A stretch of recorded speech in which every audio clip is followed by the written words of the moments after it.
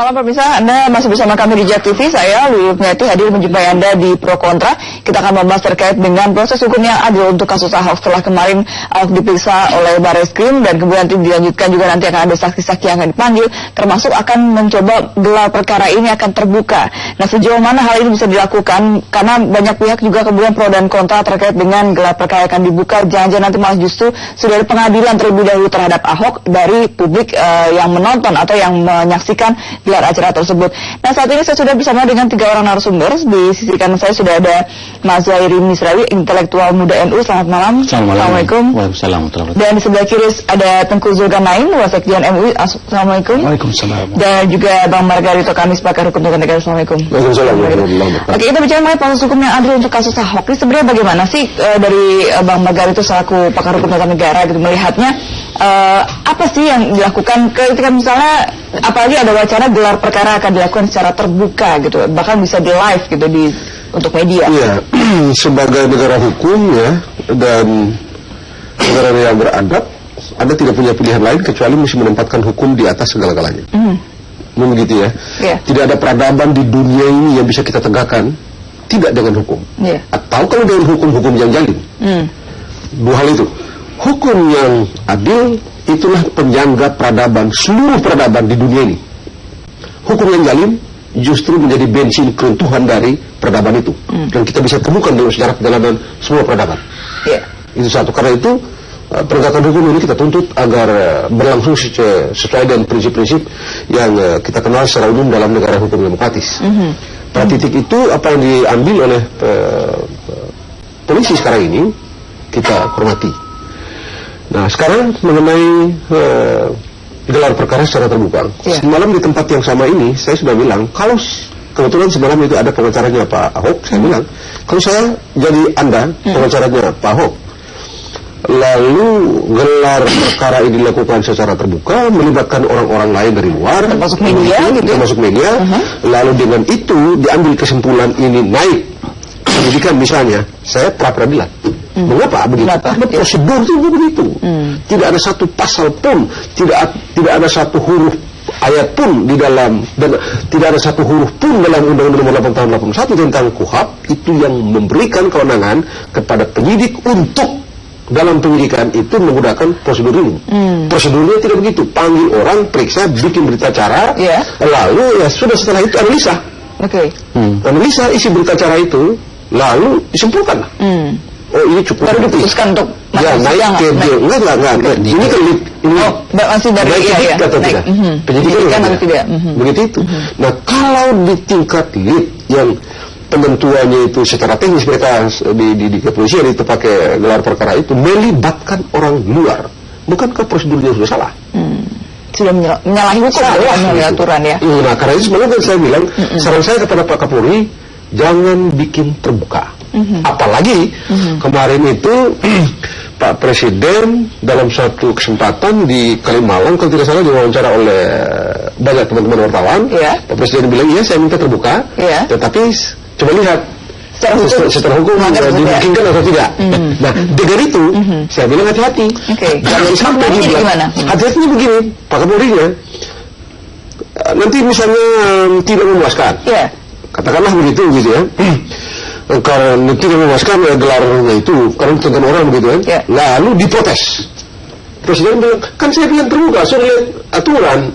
Pak Tito nanti yang pikul soal itu gitu kan, berhadapan lagi umat Islam yang mengaspirasikan diri itu dengan Pak Tito. Ya, baik kalau dia pribadi gitu, tapi institusi kan ini. Nah, di situ soalnya.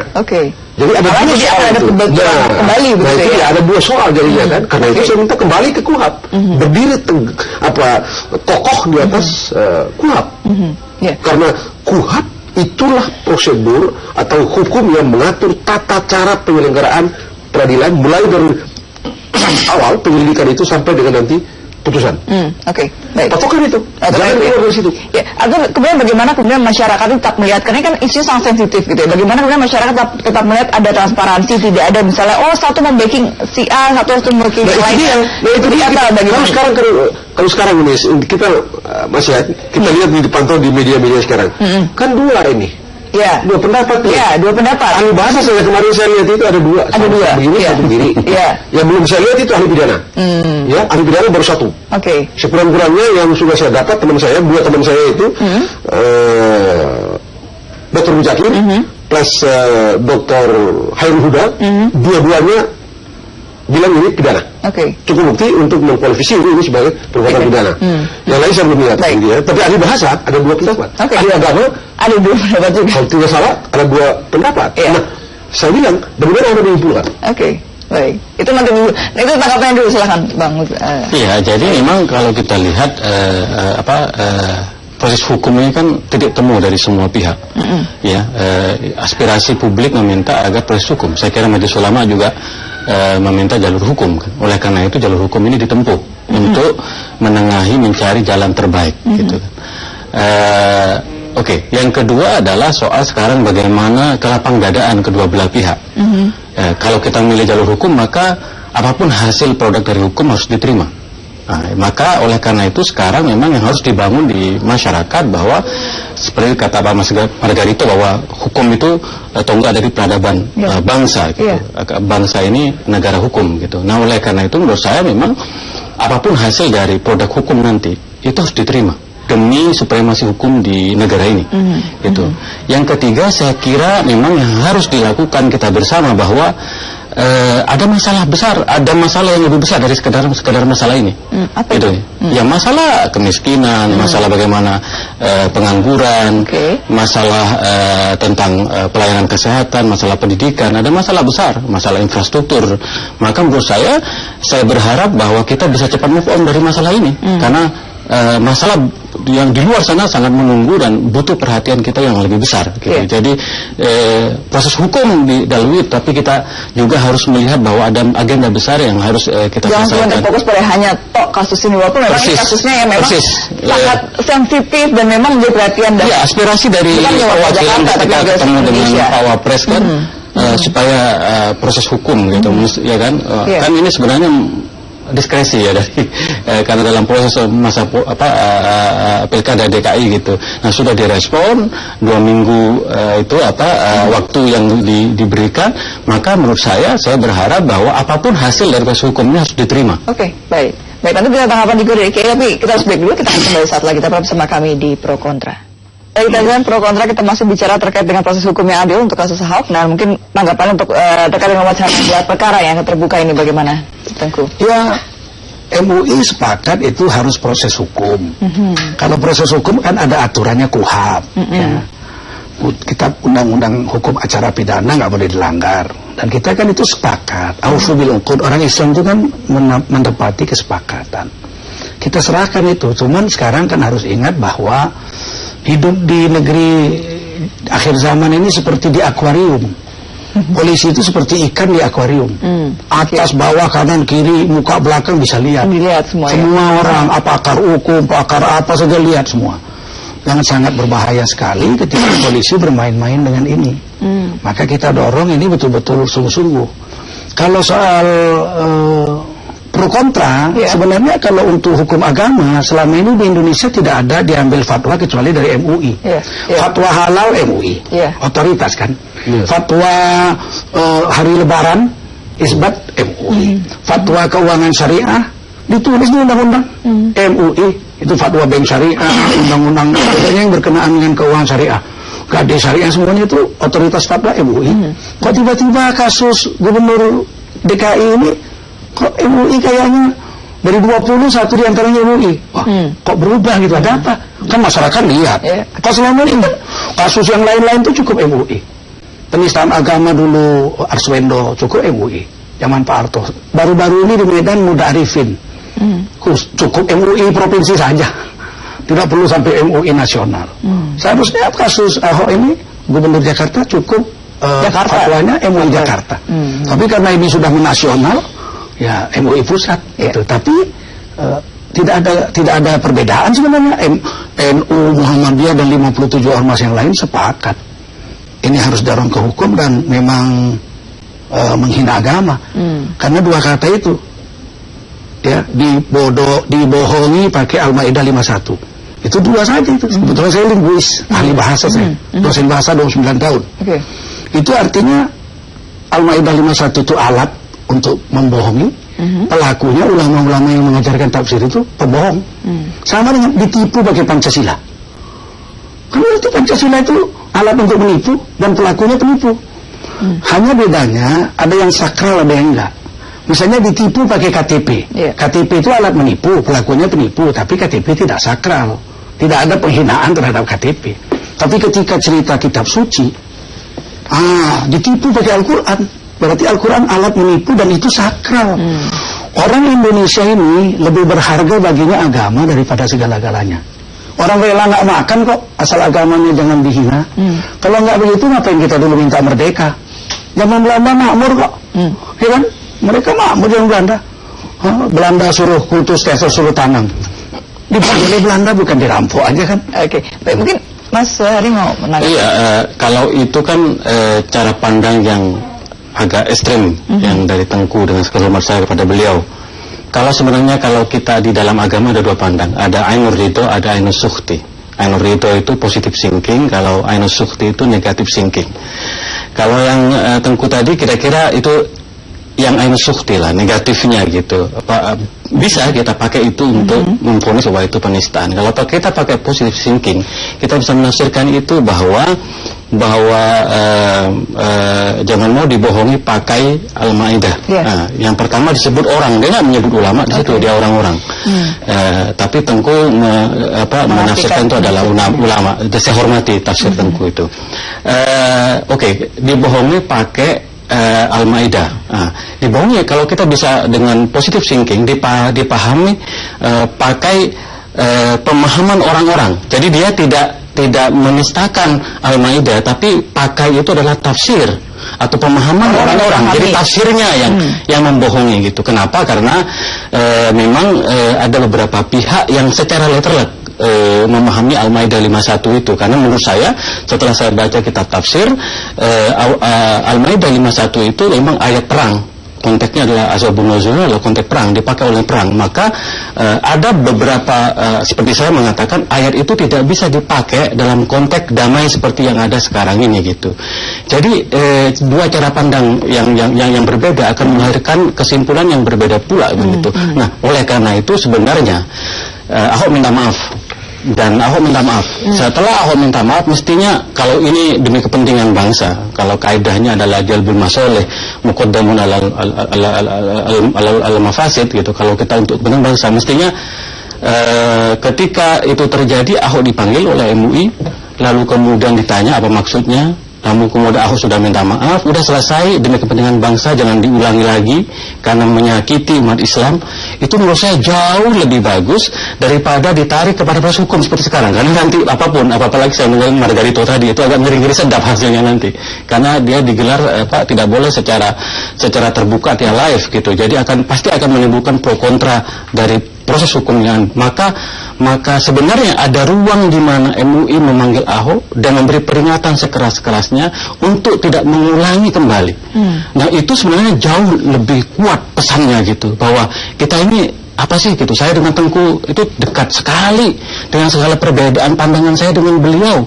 Kalau seandainya ada kebesaran hati, ada kenegarawanan dari kita semua, saya setuju Ahok harus diingatkan, harus cara berbicaranya sangat tidak sesuai dengan konteks masyarakat kita. Maka sebenarnya kalau kita menggunakan Ainur Ridho, positive thinking, ini bisa ditempuh dengan cara damai sebenarnya. Baik, tapi itu tidak hukum sudah berjalan. Tapi itu tidak terjadi. Maka karena itu tidak terjadi, maka proses hukum ini dilakukan.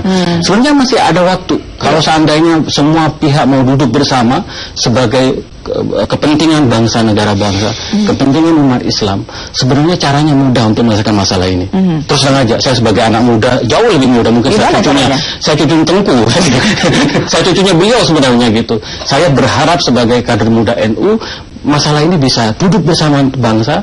Mari kita marahi Ahok sekeras-kerasnya, peringati Ahok sekeras-kerasnya, tetapi untuk kepentingan bangsa, kepentingan bersama, marilah kita selesaikan ini secara baik-baik. Tapi kita harus pikir bahwa bukan soal marahnya. Sekarang masalahnya itu kan, kalau deliknya itu KUHP 156A menimbulkan keresahan, ketidaknyamanan atau menimbulkan keributan, itu bukan delik aduan, nggak perlu diadukan pun polisi akan tangkap Ahok. Ini kan delik hukum, delik umum.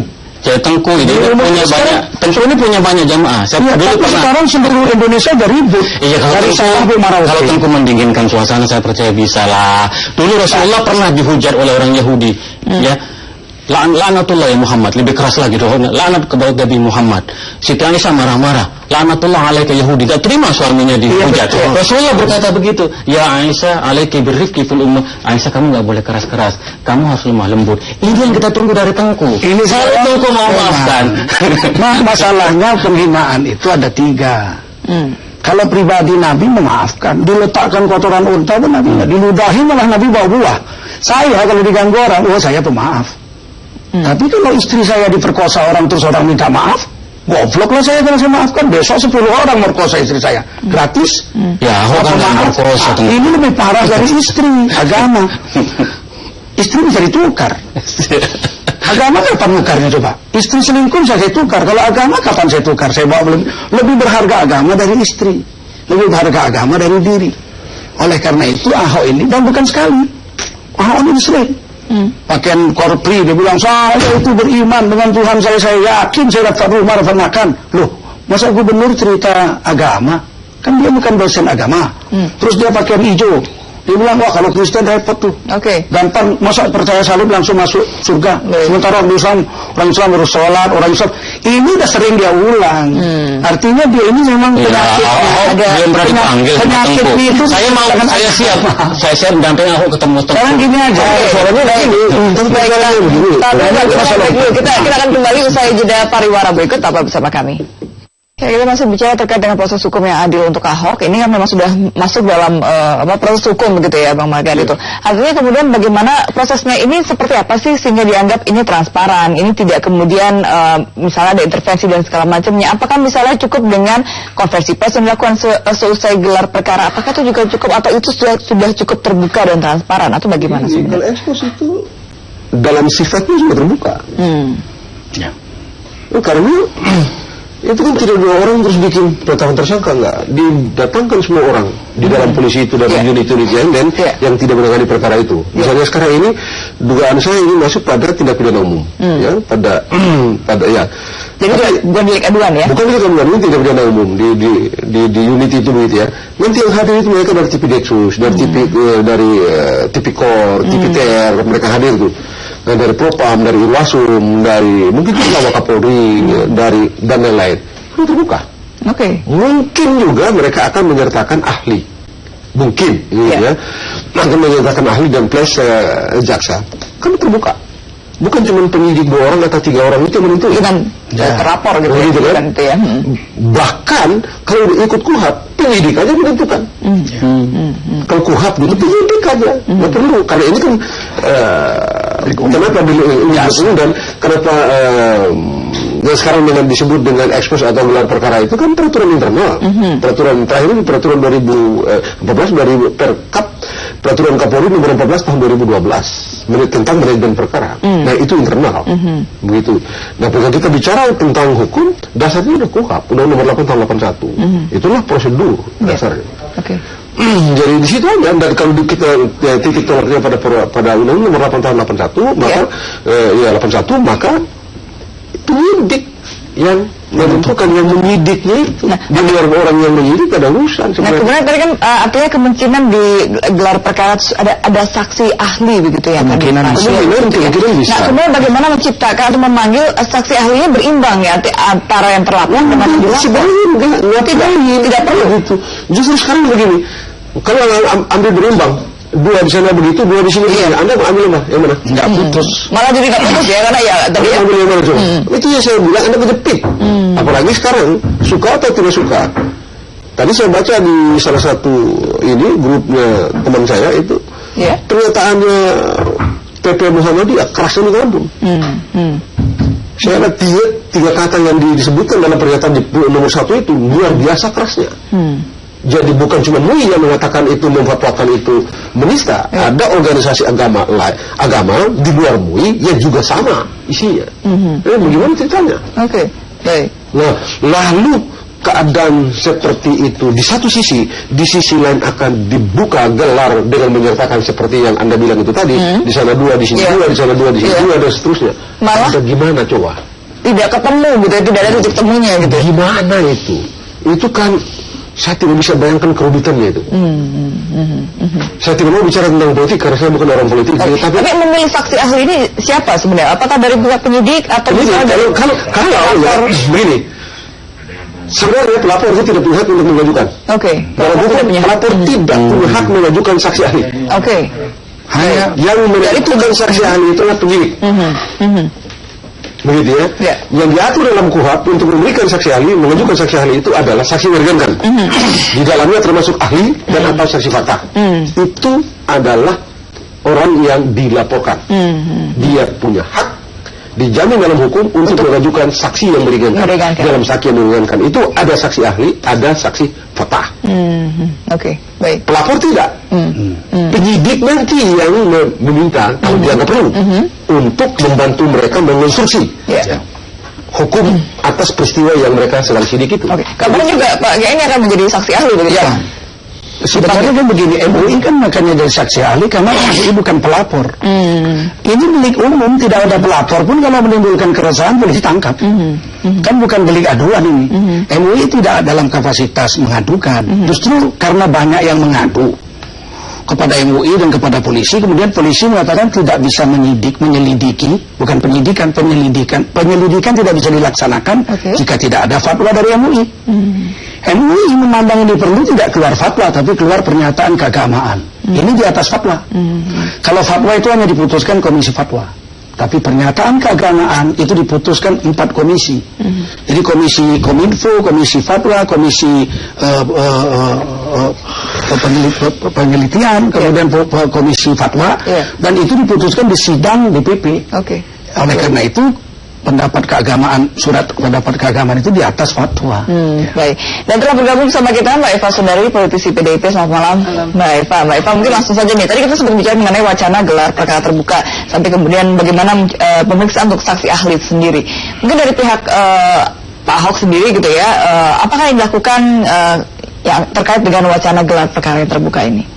Ya, kita mengikuti dan mempercayai semua proses yang akan dikendalikan oleh kepolisian. Prinsipnya di situ ya. Jadi kita memberikan trust yang full kepada kepolisian, dan memang itu saya melihat karena negara hukum ya. Jadi kebenaran ada di sana, dan yang paling penting adalah proses yang akan berlangsung untuk mencari kebenaran tersebut basisnya pada fakta dan data ya. Jadi bukan karena tekanan, bukan karena dorongan-dorongan, misalkan nanti dikepung sehingga terus mempengaruhi proses yang independen dan seterusnya. Mudah-mudahan kepolisian bisa untuk mendesain ataupun menyelenggarakan itu secara netral, secara independen, dan bisa mengeliminir elemen-elemen yang bisa membuat proses itu terganggu, misalkan karena intimidasi dan seterusnya. Nah, terkait dengan saksi ahli gitu, apakah tadi dikatakan oleh Pak Margarito bahwa yang dilaporkan bisa memanggil saksi yang bisa meringankan begitu ya? Nah, apakah dari pihak PDIP dan Ahok polisian kan mengontak kepada tim kita untuk menyediakan 3 saksi ya, agama, bahasa, dan juga pidana. Dan kita mencari, tentu seharusnya kalau namanya saksi itu kan harus netral, harus independen, dan harus fair, dan tentu prosesnya itu harus akuntabel. Dan oleh karena itu kita berharap bahwa saksi-saksi yang akan diajukan oleh kedua pihak itu mempunyai kualifikasi yang demikian. Saya berharap ya, saya berharap nanti tolong dikoreksi ya. Saya berharap kalimat yang terakhir itu tidak begitu. Kenapa? Yang polisi mengontak mereka. Nah, saya berharap tidak begitu. Saya berharap tidak begitu. Kenapa memang kalau sampai polisi yang mengajukan? Bukan diminta. Oh iya, memang begitu. Dia mesti kriterianya itu ada. No. Korban atau calon korban, orang yang dilaporkan itu meminta kepada polisi, karena ini hak meringankan, bukan kewajiban polisi. Ini haknya korban untuk mengajukan. Jadi minta kepada polisi, Pak Polisi, saya mau mengajukan saksi yang bukan 3 atau 10 Pak Polisi, Pak Penyidik, saya mau mengajukan saksi yang meringankan. Ada 3 pakar dan 3 ahli. Misalnya begitu. Bukan polisi minta. Oke. Jadi saya berharap Saya koreksi. Ya. Jadi saya dikontak oleh tim hukum. Ya, kalau itu karena ini karena berbeda loh. Oke. Kalau polisi yang minta berarti polisi ini sudah memihak kepada itu. Saya dikontak oleh Pak Honoris. Ya, Jadi untuk meminta Mbak sediakan. Saya bilang tadi, mudah-mudahan bulan itu karena ini situasi kan. Jadi kita lihat situasi ini. Ini memang salah ngomong sedikit. Kan bisa. Jadi saya ulangi klarifikasi. Ya. Pak Honoris yang kontak saya karena jaringan saya kuat. Ya. Tolong Mbak. Ya. Kalau begitu itu oke. Karena polisi toh kalau komunikasi kan dengan tim hukum ya, bukan dengan saya. Kalau itu mereka minta, wah ini jadi soal. Oke, baik. Kita akan lanjutkan kembali hukum perbincangannya perdebatannya usai pariwara berikut. Tetaplah bersama kami di Pro Kontra. Perbincangannya mungkin Mas Heri mau menanggapi tadi perdebatan yang terjadi gitu sebelum kita break itu. Iya, saya concern saya adalah bahwa marilah kita bersatu kembali sebagai bangsa.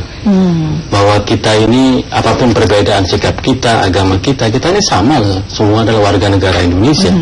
Dan kita diminta untuk bagaimana mempertahankan kebersamaan ini. Ini yang concern saya gitu. Jangan sampai ini terlalu jauh masuk ranah politik gitu. Bahwa ada kerusuhan di situ, lalu kemudian tensi politiknya tinggi. Kalau bahasa pesantren saya itu mafsadahnya itu, daruratnya itu. Kalau kita mau gotok-gotokan soal ini lebih besar daripada manfaatnya. Tapi Mas ini bukan Tunggu dulu. Bukan masalah politik. Tunggu dulu. Masalah agama. Jadi menurut saya sebenarnya kalau saya secara pribadi melihat pidato itu tidak ada yang menyinggung agama saya secara pribadi. Mungkin saya orangnya ya lebih kalem daripada Tengku. Nggak ada. Setelah pidato itu nggak ada yang berkurang sedikit pun dari Islam, nggak ada yang berkurang sedikit pun dari Al-Quran, nggak ada berkurang sedikit dari para ulama, nggak ada gitu. Cuman ini kan soal tafsir, soal persepsi seperti yang saya di awal tadi. Tafsir Tengku terhadap pidato itu berbeda dengan tafsir saya. Maka menurut saya kalau ini persoalannya cukup sederhana, mari kita sederhanakan saja gitu.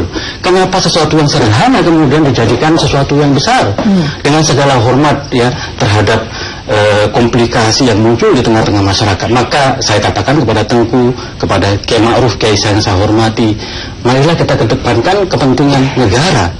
Gitu, para pendiri bangsa ini dulu kalau mau ngotot-ngototan nggak akan ada Indonesia ini. Tetapi mereka dengan kebesaran jiwanya, ya kan, dengan memperhatikan orang-orang yang ada di NTT, dengan semua kepentingan bersama jadilah Indonesia. Ya. Kata Bung Hatta mengatakan, saya ingin saya bangun Indonesia ini adalah negara damai. Maka marilah kita bersama-sama, itu saja. Ya, begini. Kalau saya bisa tambah begini. Anda berbangsa, Anda tidak punya pilihan lain kecuali musuh-musuh ini dengan hukum. Iya. Anda ingin berbangsa karena Anda ingin hukum tegak, dan hanya dengan cara itu. Bahwa kita soal lain itu kita ingin pakai, oke. Tetapi kita bersepakat sebagai satu bangsa dan kita memastikan untuk kebersatuan itu dengan hukum. Ya, sekarang kan begini. Jangan dibilang urusan politik, jangan dibilang MUI mencampuri. Dan ini bukan urusan MUI mencampuri politik. Ini sekarang Gubernur Jakarta memasuki wilayah agama yang bukan agamanya. Ngapain dia bukan orang Islam bawa-bawa Al-Maidah? Bukan haknya. Bagaimana kalau saya coba orang Islam, seorang ustaz saya bilang, jangan mau dibohongin pakai Injil. Oh, bagaimana? Jangan mau dibohongin pakai Injil. Wah, kalau nggak saya dikepung sama orang Kristen semua se-Indonesia. Ini perkara kita tes besok. Iya, cobalah. Kita tes. Kita ngomong sekarang. Jadi sekarang begini, ini kan kita mau lihat. Jangan dibilang ini MUI. Justru MUI mengkanalisasi. Kamu udah ribut nih. Dikanalisasi supaya diserahkan ke polisi untuk penegakan hukum. Kalau MUI biarkan, kacau balau di negara. Kalau MUI sempat bilang gini, udah kami kan. Bagaimana nih Pak MUI masalah Ahok? Terserah kalian aja mau kalian ngapain. Lebih parah. Justru kita kanalisasi, kita serahkan ke penegak hukum KUHP 156A. Supaya lebih jelas, supaya masyarakat tidak liar. Udah ada yang mau bunuh, udah ada yang mau golok, udah mau nggak bisa, ini negara hukum, kesepakatan kita hukum. Makanya kita serahkan ke KUHP 156A. Seharusnya PDIP dan semua yang merasa ini tidak penghinaan bersyukur pada MUI. Kita serahkan ke hukum, ini negara hukum kan. Kalau kami nggak mau hukum, nggak keluarkan surat itu harus dihukum. Bilang itu aja, udah terserah kalian aja mau ngapain tuh. Mati itu orang sebentar. Oke. Kita tidak mau, ini negara hukum. Hormati dan hukum. Tangan mencengcang baru itu.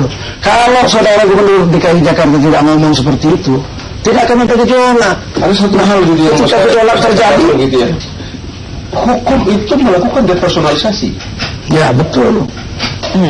Agar agar tidak mau Anda, saya tidak mau maunya saya, Mbak Evi tidak mau maunya Mbak Evi, beliau tidak mau maunya beliau, pakai rumah. Jadi dalam hakikatnya ia melakukan depersonalisasi. Berikan saja objektif, cek faktanya ada nggak, bla bla bla ada, bla bla bla bla. Semalam saya bilang begini, saya muslim, begitu ya, saya tersinggung. Dengan itu, terlepas dia bilang begitu, saya tersinggung. Tapi kalau dalam faktanya tidak ada, mau apa? Iya, betul. Mau apa? Kita ini sudah terbiasa. Betul. Mau apa? Yang paling penting adalah mengawal proses hukum ini agar memenuhi semua syarat agar supaya hukum bisa tercapai. Itu sudah apa? Untuk apa? Yang tadi mau menjadi lebih jelas ketika misalnya tadi ada landasan hukum gitu ya, universal. Terus saya bilang faktanya ada atau tidak? Kalau faktanya ada, hukumnya begini, laksanakan. Kalau tidak, mau apa? Sepahit apapun kau rasa, udah. Ada dua alat bukti jangan. Ada dua alat bukti jangan. Itu diuji. Sebab kalau tidak begitu berbahaya. Hukum itu sekali lagi memastikan kita agar kita tidak semau-maunya. Sebab kalau tidak begitu, yang banyak menjadi menginjak-injak yang kecil. Apa mau kita begitu? Nah begitu, karena kita kembali ke sini. Dan jangan lupa ini delik biasa. Delik umum. Ada atau tidak ada laporan? Kalau terjadi gejolak, jangan nanti baru dalam tidak cukup, tidak cukup. Oke. Baik. Begitu. Cukup baik. Sekarang kita lagi sakit kepala dengan, atau sekarang kita mulai digoda lagi dengan misalnya, atau tergoda dengan kalau besok Antasari keluar. Karena waktu itu prosesnya kan di belakang itu ada begini, bukan ada begini. Kita hidup pada waktu itu. Karena ada kita pada waktu itu kita anggap ini ada yang tidak beres nih. Dan kita tidak boleh berhukum bernegara dengan hukum yang zalim. Dengan asumsi-asumsi orang, Mbak Eva. Iya, saya mendukung juga ya, biarkan proses hukum ini berjalan, tapi kita dibawa agar proses ini fair bagi Pak Ahok, fair bagi yang menuntut, gitu ya. Jadi artinya Pak Ahok pun juga mempunyai hak untuk mendapat keadilan, bukan hanya yang melaporkan, dan itu syaratnya adalah apabila proses hukum ini berjalan fair, bebas, independen, dan tanpa ada intimidasi dan seterusnya itu. Dan ini yang kita jaga sih. Nanti kalaupun hasilnya itu pahit bagi salah satu pihak, harus diterima bahwa kebenaran itu ada di proses hukum gitu. Nah, bagaimana kemudian mengawal supaya proses hukum itu tadi ya berjalan dengan kenapa kita bikin prosedur? Supaya itu tadi itu. Jangan yang tidak ada dibilang ada, yang ada dibilang tidak ada. Ini kan itu membuat prosedur, itu dibilang the due process of law. Dan itulah orang bicara mengenai keberadaan hukum, keberadaan berkehidupan. Sebenarnya kenapa dikasih waktu 2 minggu? Karena terlalu lama. Proses itu dari pecahnya itu sudah mulai 12 Oktober sudah diucapkan 27 September. Udah lama, terlalu lama. Kok yang lain-lain cepat? Yang bikin meme presiden tukang sate dicokok malam-malam kayak teroris nangkep langsung. Baru bikin meme aja tukang sate, malam-malam diangkat. Loh ini memenya kan saru. Belasan ini besaru agama. Memenya orang ternyata Mas Dueri yang marah itu jutaan. Yang marah itu jutaan. Kan berarti kan ini bukan masalah kecil, ini masalah saru. Setelah fatwa ya. Iya, marah setelah fatwa. Begitu bukan salah. Justru fatwa keluar kan orang marah. Kalau kami biarkan itu tidak ada fatwa, lebih bahaya. Sebenarnya kalau fatwa. Jadi ini salah kalau menganggap fatwa itu sebagai pemicu. Fatwanya sejuk. Fatwa itu kan bisa sejuk. Fatwa itu tidak boleh sejuk atau panas. Fatwa itu benar atau salah? Saya percaya bahwa Tengku Kiai Ma'ruf itu akan didengar. Iya, sekarang masalahnya benar atau salah. Kami itu tidak berfatwa dengan sejuk atau tidak. Apa urusannya? Agama itu ada yang sejuk, ada yang enggak. Siapa yang berdosa masuk neraka? Siapa yang enggak berdosa masuk surga? Loh, rahmatan lil alamin. Iya, rahmatan lil alamin. Itu bukan berarti membiarkan kezaliman. Ahok itu bukan orang. Kalau saya ya, ada tinggal dipanggil saja itu sudah. Dia ini delik umum. Ini delik umum. kalau mereka ilmu agama begitu ya. Oke. Tapi sebagai orang muslim, begitu dengar itu saya bilang, wah, lu kok saya ngaji dari SD sampai umur ini Dengar yang namanya sudah diedit sama. Ya sama aja. mau pakai tidak ada kata pakai atau ada kata pakai sama bukan hakikatnya sama. Iya, Begitu lebih parah. Dan saya lalu bilang, wah celaka nih, gua ngaji dari SD sampai umur gini gua ngaji Al-Quran yang salah. Apa ya ada adakah andai kata tidak ada Al-Maidah, Al-Quran itu disebut Al-Quran yang gua ngaji tiap hari itu. Wah. Tapi kan kita nggak ngerti ilmu agama ini. Begitu gitu. Dan kita tunjuk dulu gimana ini. Tetapi itu aja sebenarnya kalau kita rigid di hukum, periksa. Dan alhamdulillah Akhirnya kan sudah diperiksa begitu. Alhamdulillah 57 ormas Kalau ini gitu ya, kalau diambil dari awal, Iya. kadangnya Tidak akan seramai ini begitu ya. kalau lama. jadi waktu itu inisiatif panggil terus langsung diperiksa ya. Iya. Akan jadi ekspektasi dia tadi bisa tercapai. Yakin saya gitu. Baik. Ini jadi gini. Kalau lebih sejuk, lebih halus mungkin bisa. Baik. Kalau punya negarawan. MUI sangat halus. Saya diserahkan polisi. Saya nggak halus. Saya dengan Tengku Persoalan bisa. ini diserahkan polisi kok nggak halus. Saya dengan Tengku ini bisa. Yang nggak kayak begini. Tahan dulu, Bapak-bapak. Kita akan kembali usai jeda pariwara. Tetaplah bersama kami. Anda bersama kami di Pro Kontra dan tanpa terasa sudah di segmen terakhir. Mungkin waktunya hanya cukup untuk closing statement dulu. Nah, mungkin dari Bang Margarito. Ya, kalau saya pastikan prosedur ini berlangsung sesuai dengan undang-undang. Ya, di dalam undang-undang itu ya, fakta mesti didapat, lalu konstruksi dia kalau memang masuk lurus-lurusnya, pokoknya lurus. Apa yang ditemukan jangan tambah jangan kurang, lalu ambil. Baik. Ya, kalau kita MUI kan mendorong proses hukum. Jadi kalau dikatakan MUI ada pendapat orang pemicu ini jadi ribut, salah. Justru MUI menghindari keributan, dibuatlah surat, kita serahkan ke proses hukum. Dan sekarang kita ingatkan bahwa polisi jangan main-main. Seluruh dunia Indonesia, bahkan sekarang udah internasional melihat ini. Tidak semua, bukan hanya polisi yang tahu hukum polisi itu. Semua kami orang-orang yang belajar hukum juga tahu. Bisa melihat dengan transparan seperti melihat akuarium. Jangan bermain-main api, saya ingatkan polisi, jangan bermain-main api. Karena ini sangat berbahaya. Ya, bisa seluruh Indonesia meledak nanti. Karena ini kasus-kasus agama. Kami ini lebih baik, kata orang Melayu, lebih baik mati berkalang tanah daripada hidup bercermin bangkai. Kalau agama kami dicaci, kami diam aja. Buya Hamka ada pesan berapa? 35 tahun yang lalu. Kau laki-laki kalau di agamamu dihina kau diam saja, ambilkan kapan mati aja kau. Sama itu, lebih baik mati berkalang tanah daripada hidup bercermin bangkai. Ini harga diri agama. Makanya ini dari pelajaran, jangan sampai terjadi lagi. Dan harus diproses. Kalau enggak nanti semua orang akan caci-mencaci. Nanti saya umat-umat Islam akan mencaci umat Kristen. Jangan mau ditipu pakai Injil, jangan mau ditipu pakai Yesus. Waduh, perang Indonesia ini perang. Ini tidak boleh terjadi. Presiden paling jelek yang bisa memecahkan NKRI. Itu saja. Baik, silakan. Ya, saya sebagai generasi muda yang jauh lebih muda daripada Tengku, saya tetap yakin bahwa umat Islam Indonesia itu toleran, ramah, sejuk, dan bisa menerima perbedaan apapun. Kalau saya bisa melihat Ahok pidato secara positif, saya melihat bahwa juga banyak anak muda seperti saya yang bisa melihat pidato Ahok secara positif. Tetapi bukan itu poinnya. Poinnya adalah mari kita jaga kebersamaan dengan segala perbedaan cara pandang kita. Dan yang terakhir, serahkan pada proses hukum. Apapun yang diputuskan oleh hukum, mari kita terima. Jangan sampai nanti ketika diputuskan oleh hukum, lalu kemudian ada reaksi-reaksi yang berlebihan. Itu yang tidak kita inginkan. Ya, baik. Pak Eva. Ya, kalau pendekatan hukum, jangan lupa bahwa dalam KUHP, KUHP itu ada konstitusi ya. Dan dalam konstitusi itulah itu sebetulnya kita mau memastikan bahwa NKRI itu ada, bahwa proses hukum ditegakkan secara berkeadilan. Dan jangan sampai karena kemarahan terhadap agama apapun ya, kita nggak ingin seperti ada terjadi di Myanmar, di mana yang sebaliknya prosesnya.